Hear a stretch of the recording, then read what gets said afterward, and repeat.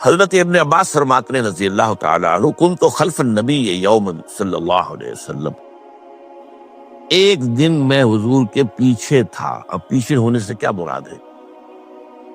گمان غالب یہ ہے کہ سواری پر، جس کو ردیف بھی کہتے ہیں، واللہ عالم یہ بھی ہو سکتا ہے کہ چلتے ہوئے پیچھے پیچھے چل رہے ہو ادب کے ساتھ۔ چچا زاد بھائی ہیں لیکن عمر میں تو بہت چھوٹے ہیں، نوجوان ہیں۔ اس کیفیت میں حضور نے اب ان سے خطاب کیا، یا غلام، اے نوجوان، اے لڑکے کہا، اے لڑکے، وَعَلِّمُكَ کلمات، میں تمہیں تلقین کرتا ہوں چند کلمات۔ اب یہ ہے حضور کا طریقہ تربیت و تعلیم و تزکیہ۔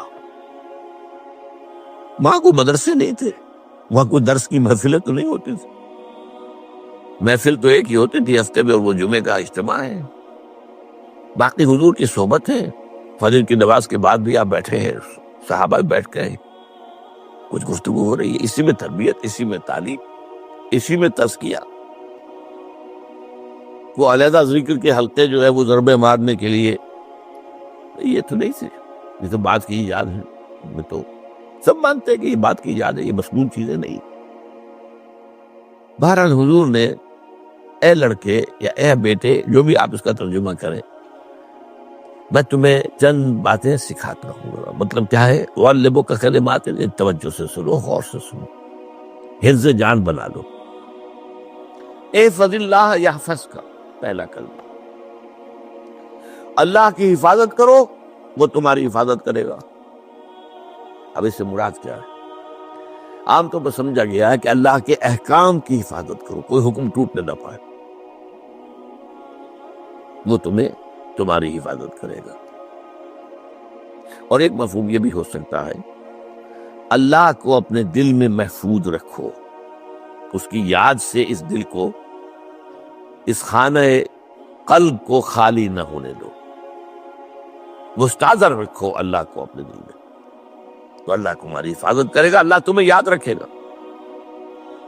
اور حدیث قدسی میں یہ الفاظ آئے، میرا بندہ جب مجھے اپنے دل میں یاد کرتا ہے، میں بھی اسے اپنے دل میں یاد کرتا ہوں۔ جب میرا بندہ کسی محفل میں میرا ذکر کرتا ہے، میں اس سے قریب بہتر محفل میں اس کا ذکر کرتا ہوں۔ اللہ کی محفل تو ملائے اعلیٰ کی ہے، ملائکہ مقربین کی ہے۔ وہ جو امیر خسرو کا شعر ہے، وہ پتہ نہیں کس کیفیت میں انہوں نے کہا ہے، خدا خود میر محفل بود اندر لامکاں خسرو، محمد سم محفل بود شب جائے کہ من بودم۔ اے خسرو، رات میں جہاں تھا، وہ رات کوئی کیفیت تھی جو گزری ہے، وہ ایک لامکان کی محفل تھی۔ اب مکان نہیں ہے، لامکان ہے، مادی نہیں ہے وہ۔ اس کی محفل میں میر محفل اللہ تھا، اور شمع محفل محمد تھے صلی اللہ علیہ وسلم۔ خدا خود میر محفل بود اندر لامکان خسرو، محمد شمع محفل بود شب جائے کہ من بودم۔ بہرحال اللہ کو تم اپنے دل میں مستحضر رکھو، اللہ تعالیٰ تمہیں بھی یاد رکھے گا۔ دوبارہ فرمایا، احفظ اللہ تجدہ امامہ تجاہک، اللہ کو یاد رکھو تو اپنے سامنے موجود پاؤ گے، جب چاہو دعا کرو۔ وہ جو با کہا ہے کہ دل میں ہے، جب چاہو مخاطب ہو جاؤ۔ دل کے آئینے میں ہے تصویر یار، جب ذرا گردن چکائی دیکھ لی، کہیں دور تو نہیں، نحن اقرب الیہ من حبل الورید۔ تمہارے دل میں اللہ ہے تو کہاں جا رہے ہو اس کو ڈھونڈنے کے لیے؟ اپنے دل میں۔ وہ جو بے دل نے کہا ہے، ستم استگر حوست کشند کہ بے سیر سر و سمندرا، تجھے ان کا کم نہ دمیدہ ادھر دل کشا بچمندرا۔ بڑے ستم کی بات ہے کہ تمہارا دل کہتا ہے چلو ذرا باغیچے میں چلو، پھولوں کی سیر کرو، یہ گلاب کا پھول ہے، یہ موتیا ہے، یہ شاید ستم است، بڑے ستم کی بات ہے، کیوں یہ ستم کیا ہو گیا اس میں؟ ستم است گر ہوست کشد، تمہاری خواہش تمہیں کھینچتی ہے کہ بے سیر سر و سمندرا، سر و سمن ذرا ان کی سیر کرنے کے لیے آؤ. تجھے گنچا کم نظر، تو خود ایک گنچا ہے، تو خود ایک پھول، اللہ کا بنایا ہوا اشرف المخلوقات. وہ اشرف المخلوقات سے بڑا کوئی پھول ہو سکتا ہے؟ تجھے گنچا کم نہ دمیدہ، یہ در دل کشا، اپنے دل کا دروازہ کھولو. بچمن ترا، اس کے اندر جو چمن آباد ہے وہ کیا ہے؟ روح. دل مسکن ہے قلب، قلب مسکن ہے روح کا. تو احفظ اللہ تجد ہو امام، یا تجاہک، اپنے سامنے موجود پاؤ گے. اذا سالتا فاسأل اللہ، اب آ گیا وہ مرکزی مضمون. دیکھو جب مانگو اللہ سے مانگو،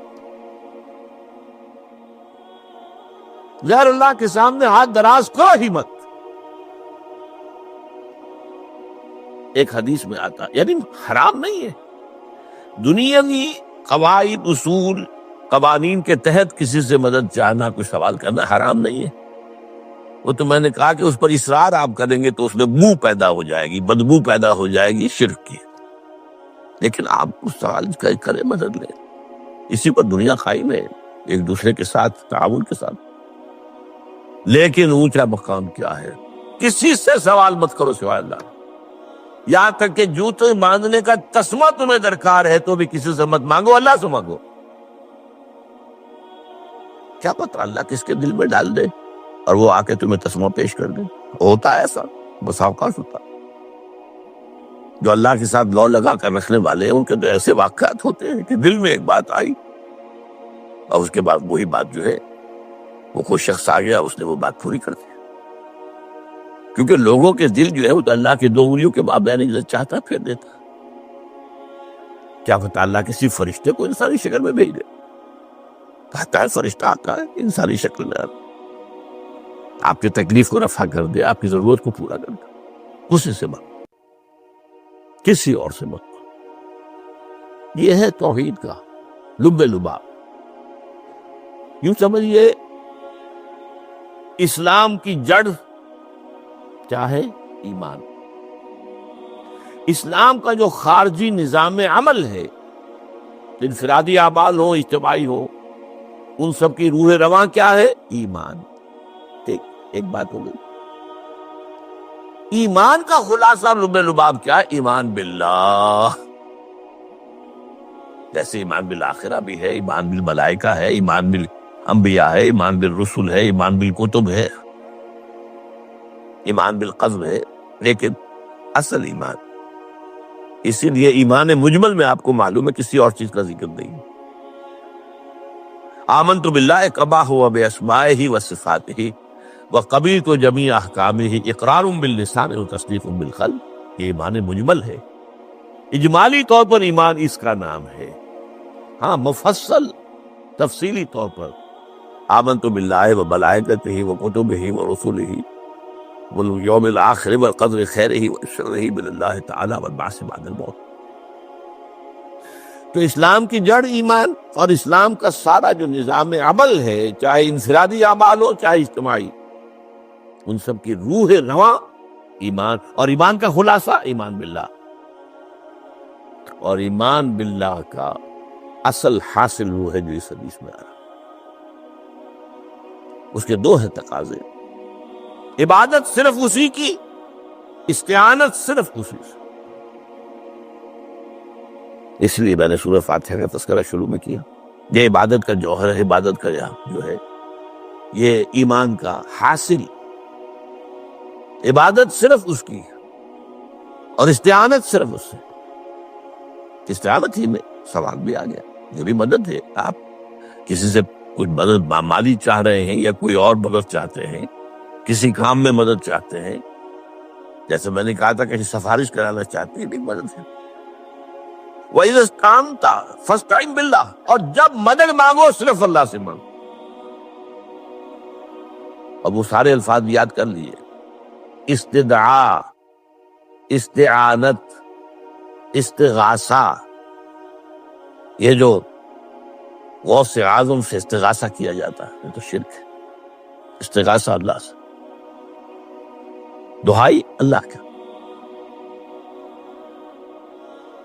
اس اعتبار سے استمداد، استعانت، استدعاء، استغاثہ، یہ سب اللہ سے، صرف اللہ سے۔ عبادت صرف اللہ، ایاک نعبد، اور استعانت صرف اللہ سے۔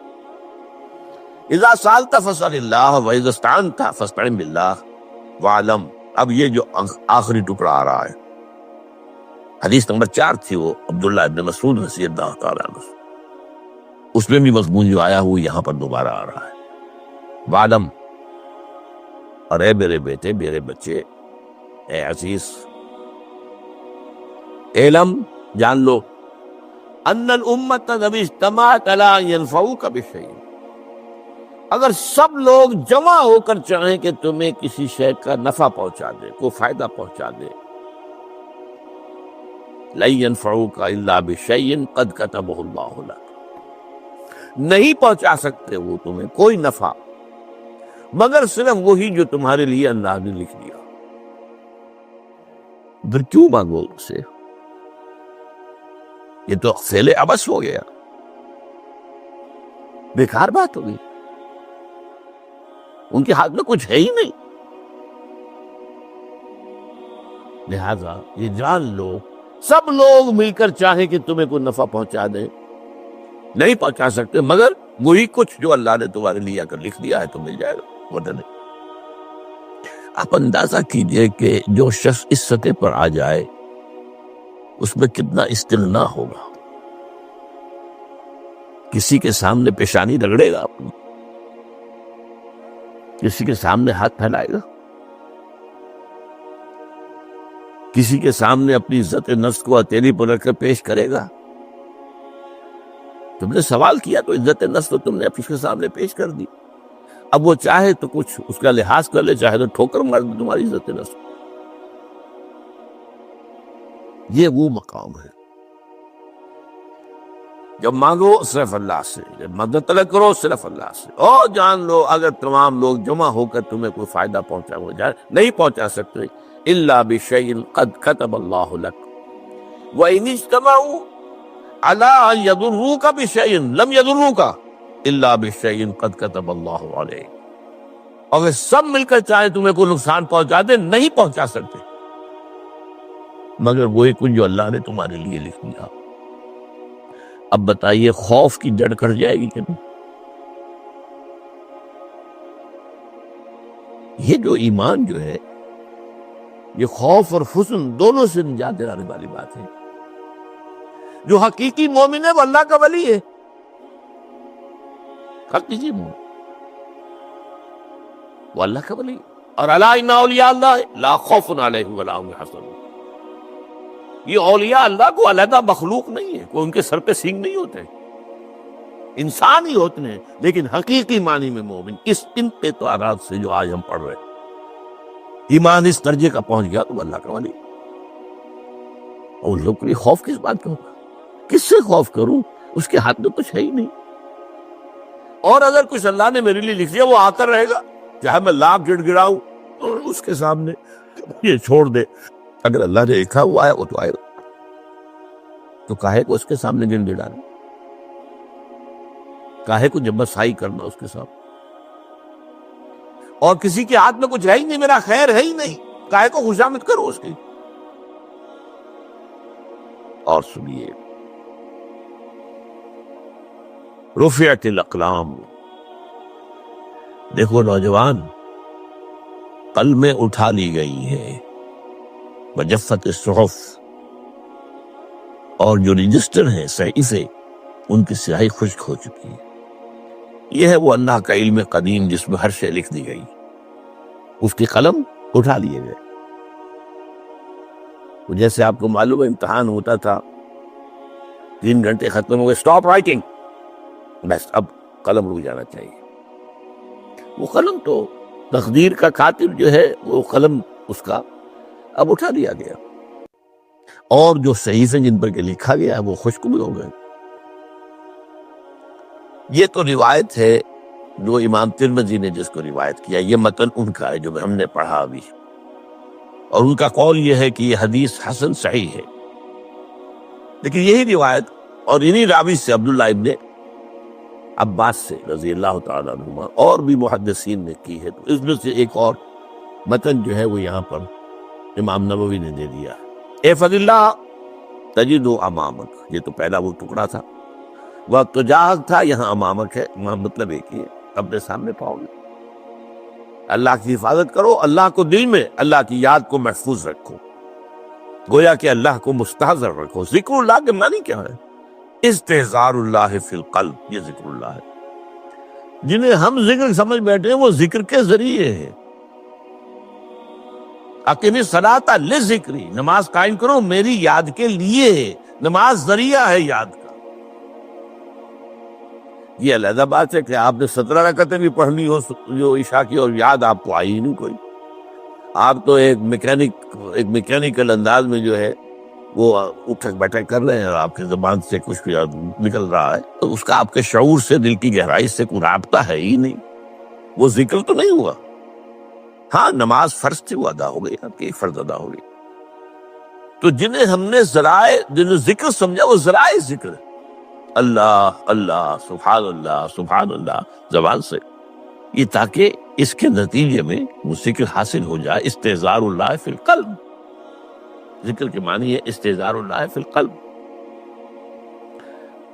تعرف الی اللہ فی الرخاء، اور دیکھو کشادگی کے وقت میں تم اللہ کو یاد رکھو، اللہ کی طرف رجوع کیے رہو، بھول نہ جاؤ۔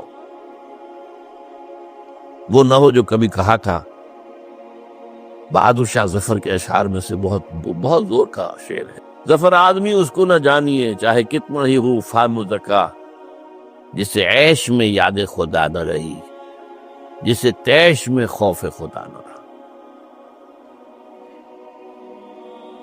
وہ ہے کشادگی کی حالت میں، جبکہ تمہارے لیے کشادگی ہے، اللہ کی طرف رجوع کیے رکھو۔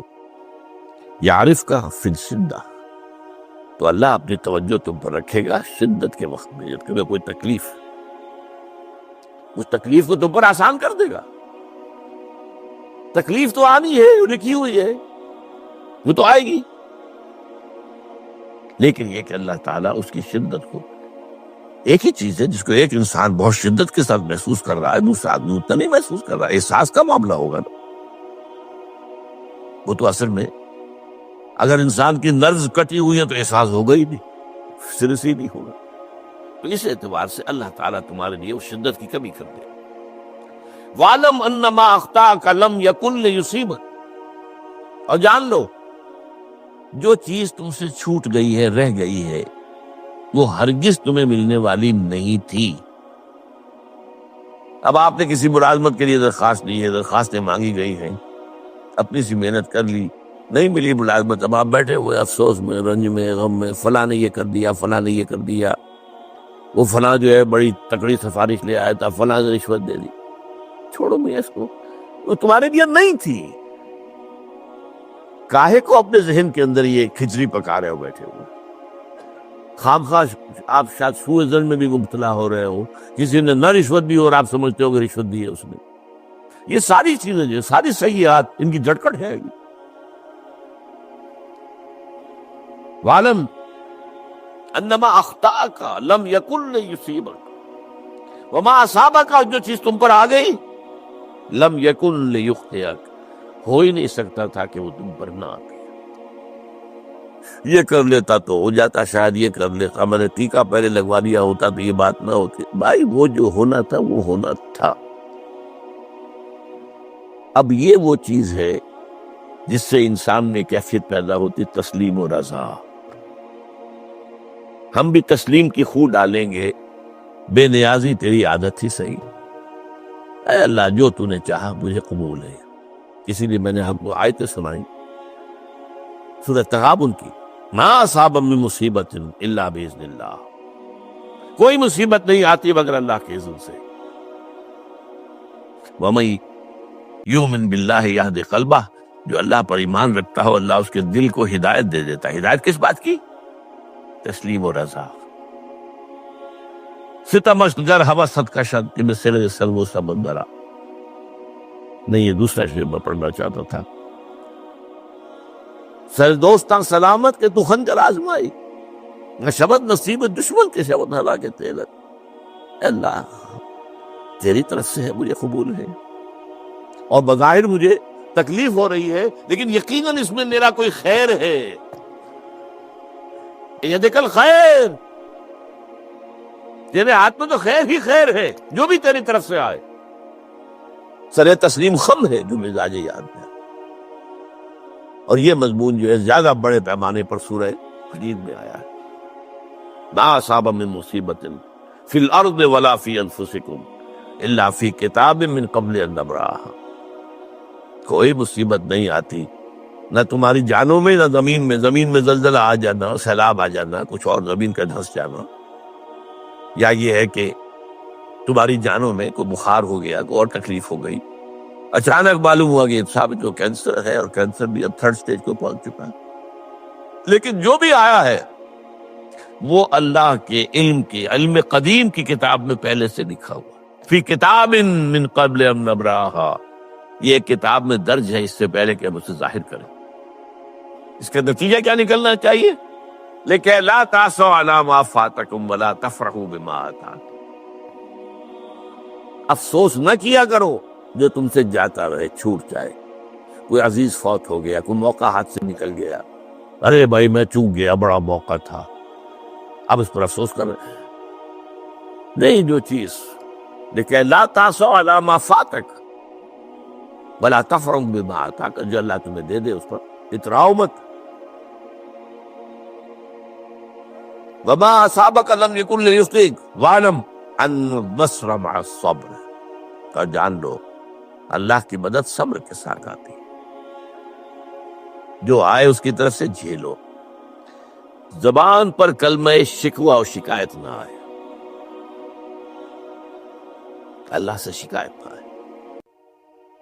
تسلیم و رضا، جو تیری رضا ہے. تیری صحت ہمیں منظور ہے، لیکن اس کو مولانا محمد علی جوہر ایک مرتبہ جیل میں گئے، ایک بیٹی بیمار ہوئی، فوت ہو گئی. اس کے بعد دوسری مرتبہ پھر جیل میں گئے، دوسری بیٹی کو وہی بیماری ہوئی. جیل میں اطلاع ملی کہ بیٹی کو یہ بیماری ہو گئی ہے، تو خط لکھا اشعار کی شکل